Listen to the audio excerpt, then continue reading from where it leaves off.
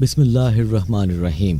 माँ उस हस्ती का नाम है जो जिंदगी की तमाम दुखों और मुसीबतों को अपने आंचल में छुपा लेती है। अपनी जिंदगी अपने बच्चों की ख्वाहिशात शादमानियों में सर्फ करती चली जाती है और जब तक ये दुनिया कायम और दायम रहती है ये रस्म जारी रहेगी।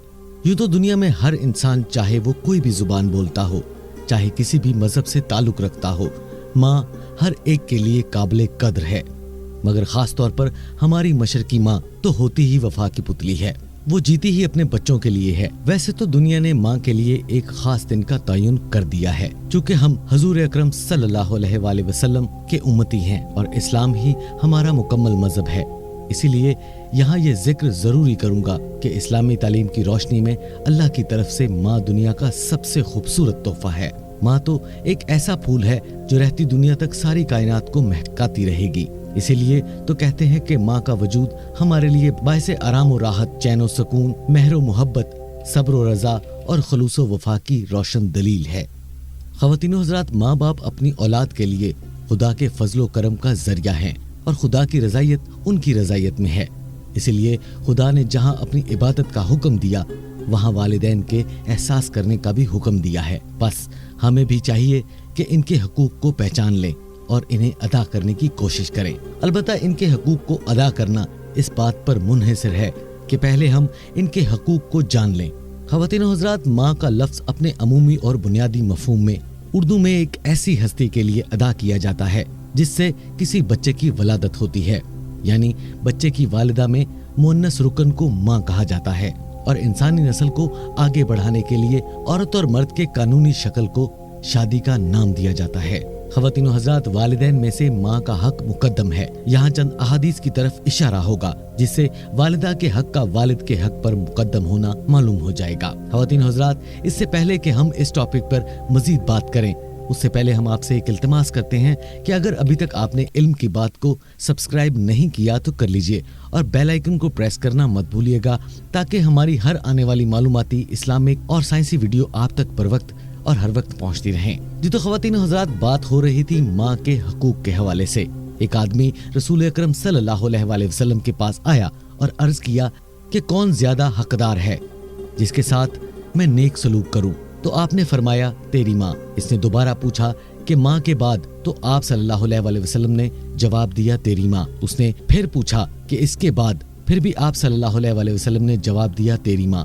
उसने वही सवाल फिर तकरार किया तो आप सल्लल्लाहु अलैहि वसल्लम ने फरमाया तेरा वालिद। इसी तरह एक और हदीस में इमाम सादिक अलैहिस्सलाम फरमाते हैं कि एक आदमी रसूल अकरम सल्लल्लाहु अलैहि वसल्लम के पास आया और वालिदैन से नेकी करने के बारे में पूछा तो आपने फरमाया अपनी माँ के साथ नेकी करो, अपनी माँ के साथ नेकी करो, अपनी माँ के साथ नेकी करो, अपने बाप के साथ नेकी करो, अपने बाप के साथ नेकी करो और अपने बाप के साथ नेकी करो। रसूल अकरम सल्लल्लाहु अलैहि वसल्लम ने बाप से पहले माँ का जिक्र किया।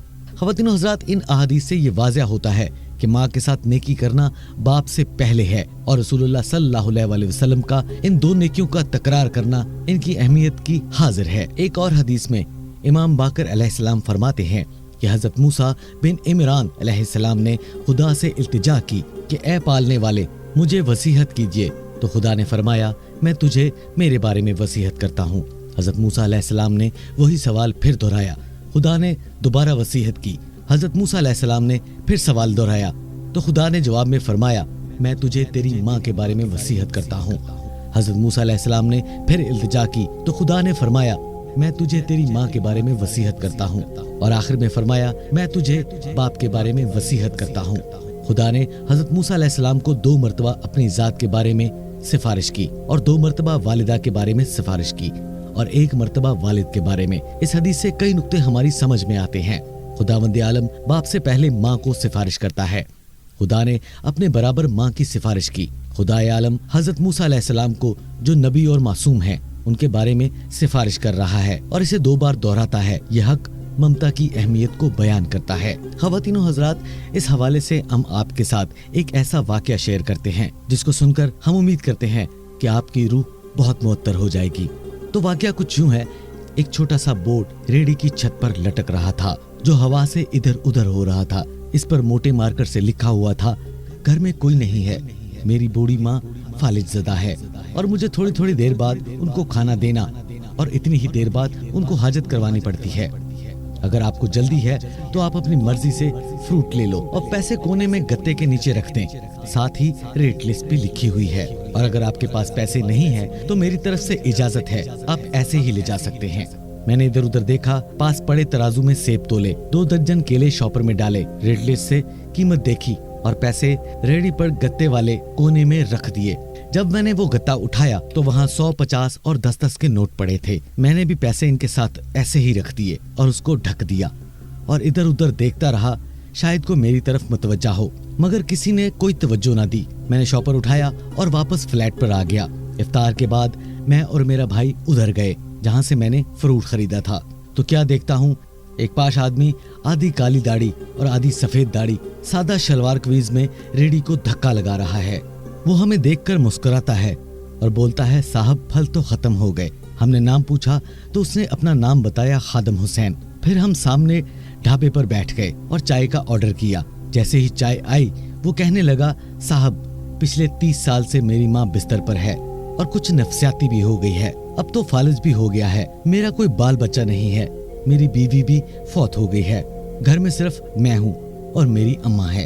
अम्मा की देखभाल करने वाला कोई नहीं है, इसीलिए मुझे हर वक्त अम्मा का ख्याल रखना पड़ता है।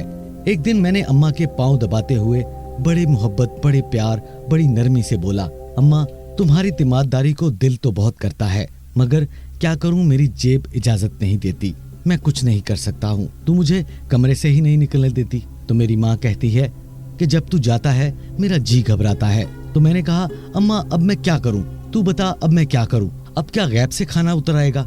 अम्मा ना मैं बनी इसराइल का जना हूँ और ना तू मूसा की माँ है, अब बता मैं क्या करूं? तो ये सुनकर अम्मा ने हाँफते हाँफते उठने की कोशिश की। मैंने तकिया ऊंचा कर कर अम्मा को बिठा दिया।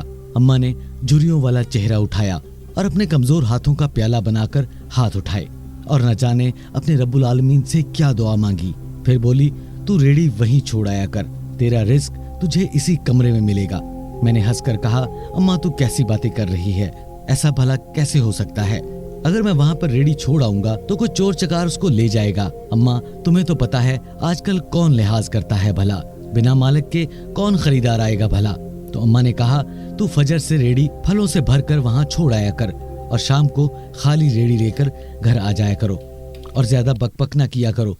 अगर तेरा 1 रुपया भी कम हुआ तो मैं खालदा सुरैया अल्लाह से पाई पाई वसूल कर लूंगी। और फिर वो बोला, भाई 2.5 साल हो गए हैं, हर सुबह मैं इसी तरह रेडी लगाता हूँ और शाम को इसी तरह इस रेडी को खाली घर ले जाता हूँ। लोग आते हैं, फल खरीदते हैं और पैसे रख जाते हैं। मजाल है कि एक ढीला भी कम हुआ हो आज तक, अलबत्ता कुछ ज्यादा ही हो जाता है। अक्सर तखमीना नफा लागत से ज्यादा ही होता है। परसों एक पढ़ी लिखी लड़की रेडी पर पुलाव बनाकर रख गई और साथ एक नोट भी लिख के रख गई कि ये अम्मा के लिए है। एक दिन एक डॉक्टर साहब वहाँ से गुजरे, उन्होंने अपना वहाँ पे कार्ड ड्रॉप कर दिया और उस कार्ड पर ये लिख दिया कि अंकल अम्मा की अगर तबीयत ना संभले तो मुझे फोन कर लीजिएगा, मैं घर से पिक कर लूंगा। यहाँ तक कि एक मरतबा एक हाजी साहब का गुजर मेरी रेडी के पास से हुआ तो उन्होंने अजवा खजूर का पैकेट रख छोड़ा। जनाब अगर कोई शॉपिंग करने निकलता है तो मेरी अम्मा के लिए भी एक आध सूट लेकर रख जाता है। रोजाना ऐसा ही मेरे रिज़्क़ के साथ होता है, ना अम्मा अपने पास से हटने देती है और ना अल्लाह रुकने देता है। ख़वातीन हज़रात, अगर आप फारिग हों और अगर आपके वालिदैन काम कर रहे हों और आप देख लें तो फौरन उठकर उनके साथ उनकी मदद किया करें और साथ उन्हें ये कहें कि अम्मा जान, अब्बा जान, आप रहने दें, मैं आपकी मदद करता हूँ, आप बैठ जाएं, आराम करें। फिर देखिए दुनिया और आखिरत की कामयाबी आपके कदम चूमेगी। ये तो ख़वातीन हज़रात हमारी आज की वीडियो यहीं तक थी। हम उम्मीद करते हैं कि आपको हमारी आज की वीडियो बहुत पसंद आई होगी, और पसंद कैसे ना आए, क्योंकि बात हो रही है माँ की। इन बातों से हम इस नतीजे पर पहुँचते हैं कि वालिदैन खासकर माँ के हकूक वाजिब हकूक में से हैं और आयात और रवायात में इसकी बहुत ज्यादा अहमियत वारद हुई है और इसकी बहुत ज्यादा ताकीद हुई है। यहाँ पर ख़वातीन हज़रात हम आपको एक मालूमात देते चलें कि ईरान में हज़रत ज़हरा सलामुल्लाह अलैहा की वलादत के दिन को माँ से मखसूस किया गया है और इसे यौम मादर कहा जाता है। इस दिन में वो औलाद भी जो साल भर अपनी माँ की मुलाकात को ना गई हो उससे मिलने जाते हैं। बेटे बेटियां अपनी माँ के लिए खुसूसी तोहफे तोहफ़े का बंदोबस्त करते हैं। तो जी ख़वातीन हज़रात, हम आपसे एक और इल्तमास करते हैं कि अगर अभी तक आपने इल्म की बात को सब्सक्राइब नहीं किया तो कर लीजिए और बेल आइकन को प्रेस करना मत भूलिएगा, ताकि हमारी हर नई आने वाली मालूमाती वीडियो आप तक बर वक्त और हर वक्त पहुंचती रहे। अपने अजीजो कारब और अपने वालिदैन का ख्याल रखिएगा। मिलते हैं इंशाल्लाह नेक्स्ट वीडियो में किसी नए टॉपिक के साथ। तब तक हमें दीजिए इजाजत। अल्लाह हाफिज।